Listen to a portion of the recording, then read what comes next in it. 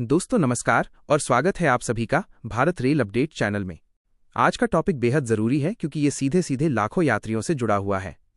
अक्सर आपने देखा होगा कि जब हम परिवार या दोस्तों के साथ लंबी यात्रा की प्लानिंग करते हैं तो एक ही टिकट में 5, 6 या कभी-कभी 8 लोगों का टिकट एक साथ बुक कर लेते हैं। अब यहाँ समस्या तब आती है जब टिकट बुक करते समय सभी सीटें वेटिंग लिस्ट में चली जाती हैं। कई बार सफर के दिन चार्ट बनने तक इनमें से किसी एक या दो यात्रियों का टिकट कंफर्म हो जाता है, लेकिन बाकी का टिकट वेटिंग में ही रह जाता है।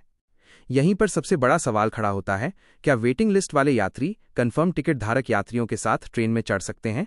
क्या टीटीई उन्हें ट्रेन से उतार देगा और रेलवे का इस पर क्या नियम कहता है? आइए आज इसी का पूरा सच आपको बताते हैं। पुराना नियम क्या कहता था?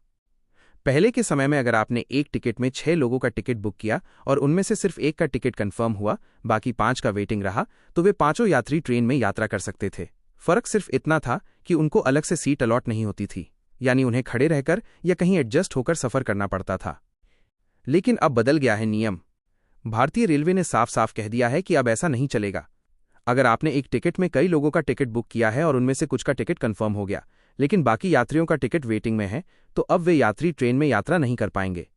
अगर टीटीई ने चेकिंग के दौरान वेटिंग लिस्ट वाला यात्री पकड़ा तो उसके ऊपर जुर्माना भी लगाया जाएगा और जरूरत पड़ने पर ट्रेन से उतार भी दिया जाएगा। तो अब सवाल उठता है, वेटिंग टिकट का स्टेटस क्या होता है? अगर आपका टिकट ऑनलाइन बुक है और चार्ट बनने के बाद भी वेटिंग में रह जाता है तो वो अपने आप कैंसिल हो जाता है। साथ ही उसका रिफंड सीधे आपके अकाउंट में चला जाता है। अगर टिकट आपने रिजर्वेशन काउंटर से लिया है तो ऐसे में आपको काउंटर पर जाकर ही कैंसिल कराना होगा, तभी पैसा वापस मिलेगा। आरएसी टिकट की स्थिति। अगर किसी यात्री का टिकट आरएसी यानी रिजर्वेशन अगेंस्ट कैंसिलेशन में है तो वे यात्री ट्रेन में सफर कर सकते हैं।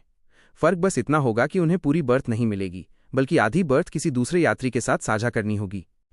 जनरल टिकट का विकल्प। अब मान लीजिए आपको हर हाल में ट्रेन से यात्रा करनी है और आपका रिजर्वेशन टिकट वेटिंग में रह गया, तो ऐसे में आपके पास एक ही विकल्प बचता है, आपको जनरल टिकट लेना पड़ेगा और जनरल डिब्बे में यात्रा करनी पड़ेगी। नया नियम साफ कर देता है, वेटिंग टिकट वाले अब रिजर्वेशन कोच में चढ़ नहीं सकते। अगर चढ़ते हैं तो फाइन लगेगा और ट्रेन से उतारा जा सकता है। केवल कंफर्म और आरएसी टिकट धारक ही रिजर्वेशन कोच में यात्रा करने के हकदार हैं। तो कुल मिलाकर दोस्तों, रेलवे के इस नए नियम से चीजें बिल्कुल क्लियर हो गई हैं।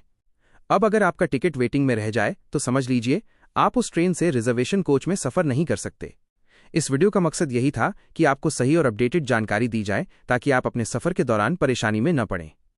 अगर आपको ये जानकारी काम की लगी तो वीडियो को लाइक जरूर कीजिएगा, अपने दोस्तों और परिवार वालों के साथ शेयर कीजिए ताकि वे भी नए नियम को जान सकें। और हाँ, चैनल को सब्सक्राइब करना बिल्कुल न भूलें, क्योंकि भारत रेल अपडेट पर आपको रेलवे से जुड़ी हर छोटी बड़ी खबर सबसे पहले मिलती है।